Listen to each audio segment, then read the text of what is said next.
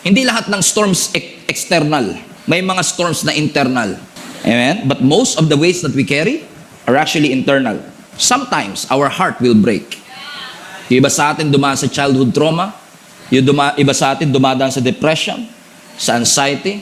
Some of you are scared about uncertainty or your future. Yung iba sa atin may mga grudges, wounds, and unforgiveness. So hindi lahat ng storms external. May mga storms na internal. Pero, whatever storms that you are going through, maybe external or internal, that's why we need faith in the Lord. Kaya pagdating sa faith, hindi mo siya pwedeng i-overestimate. Lahat ng taong mananampalataya ni Jesus Christ, kailangan natin ng pananampalataya sa ating buhay. Because our faith is the very core of our Christianity. Yung faith natin, ang critical component kung bakit tayo nakakasurvive dito sa mundo natin. In fact, sabi ng scripture, without faith, it is impossible to please the Lord. So we all need faith in our lives. Kailangan nating matutong magtiwala sa Panginoon para kung dumating ang mga challenges ng ating buhay, we will be unshakable.